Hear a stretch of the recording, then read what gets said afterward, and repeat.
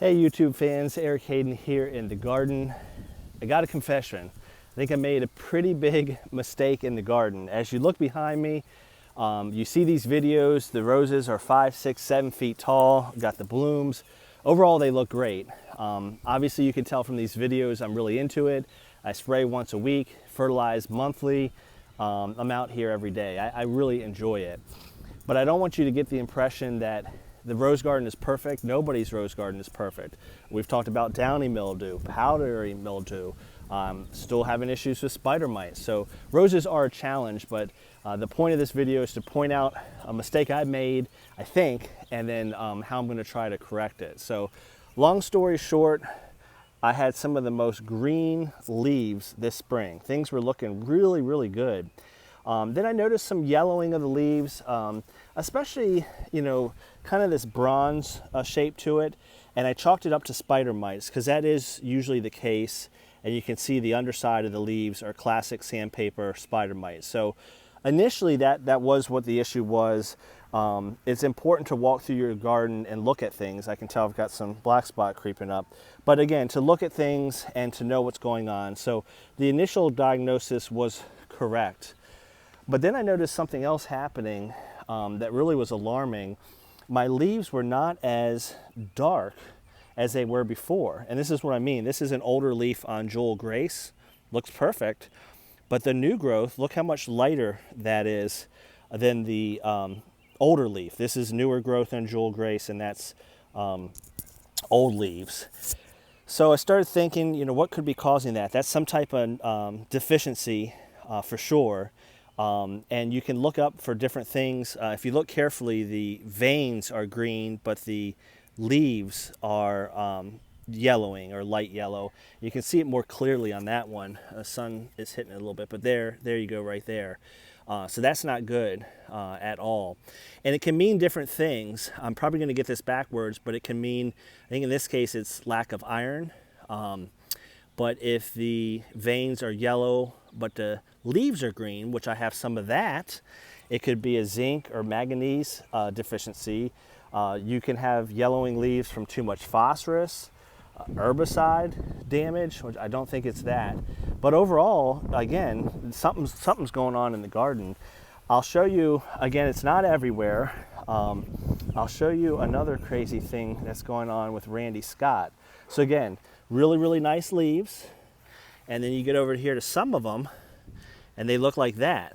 And yes, I've got some black spot, and I've got some leaf diseases that can explain some of this, but it can't explain all of that.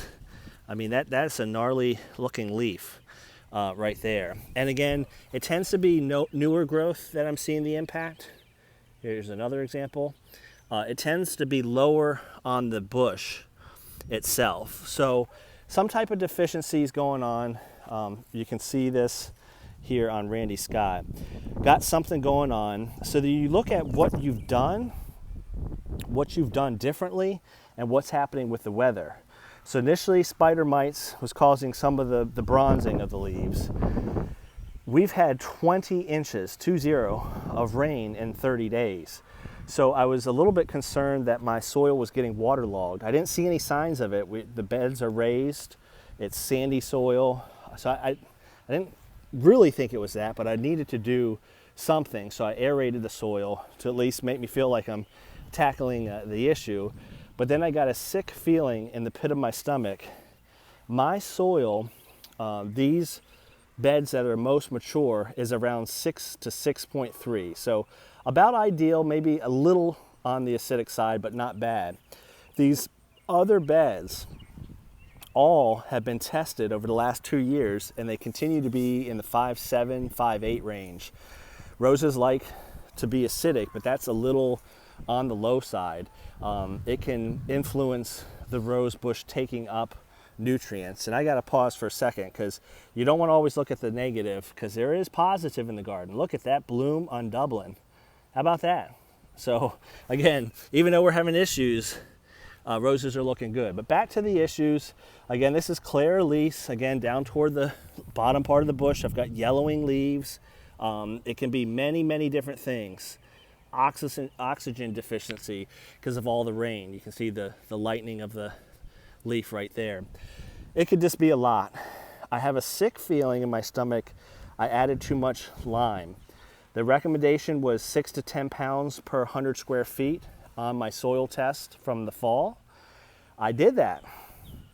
The problem is I didn't read the bottom of the soil test that said put half down now and half 6 months from now.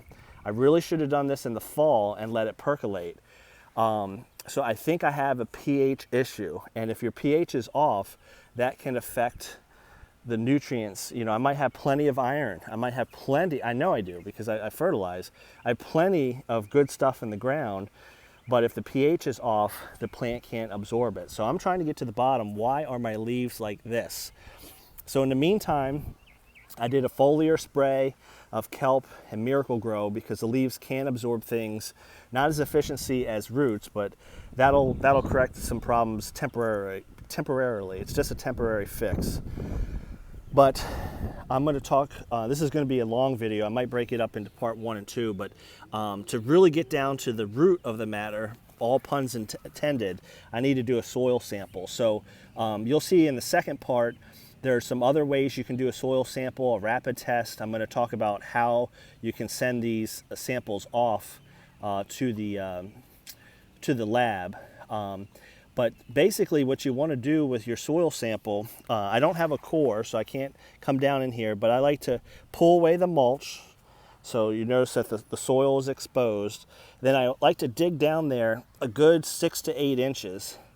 So I'm getting a sample that is around the root zone, and you put it in that box.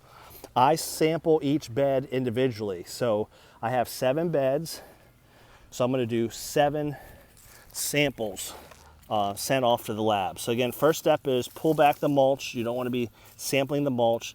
Sometimes I sample near the bud union, but on some of these are pretty mature. I can really feel the roots in there, and I don't really want to disturb them too much. So pull back that mulch. Get a tool so that, you know, maybe move some of the dirt out of the way. But what I'm really aiming for is I'm trying to get down into the soil, down where the roots are growing. So I'm going to dig in there and pull out my sample and put it in my box. So I'm going to do this 6 times because I have 6 rose bushes in this bed. And then when you shake it together and you mix it up, you're going to have a representative sample of this garden. Again, I take a little bit from that, put it in the box, maybe one more. I'm getting way down there. You can't see, but I'm a good 6 to 8 inches into my bed. So I'm getting my sample, put it into the box, and then I'll repeat that throughout the rest of the garden. There's usually a line in the box that says, you know, how far up to pull it, but you can see I took a sample between those roses, took a sample between these right here, and I'll do it one more time. Again, pull the mulch back because you don't want to be sampling mulch. And you can see your soil varies. This spot right here happens to be sandier, I can tell already. So I'm going to go down in there, get some of my dirt. So I'm trying to sample down where the roots are growing to have a good idea of what my issue is. Again, you can see more sand in that sample there. I'm trying to be representative. Comment below, I'm curious, some folks have pH meters.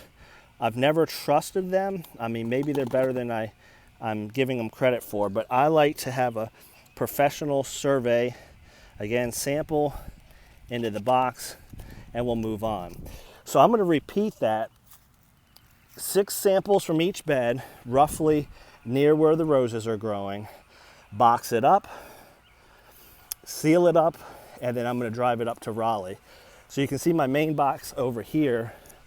I've already done some samples and I got a lot more to do, but here's that line I was talking about. And you just fill it up there, and it's a good average of what the bed is. So we'll do that. I'm on bed 2.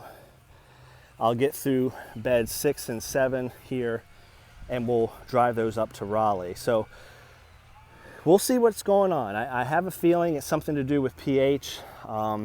They're not going to tell me how much nitrogen or iron is in my soil, but they are going to tell me what the pH is. And if it's high, I'm going to have to lower it.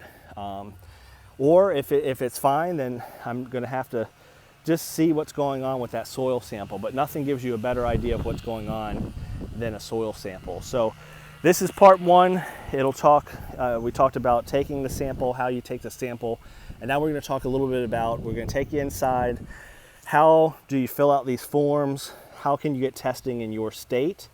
And in some cases, how can you get your test free? We're going to talk about that right now.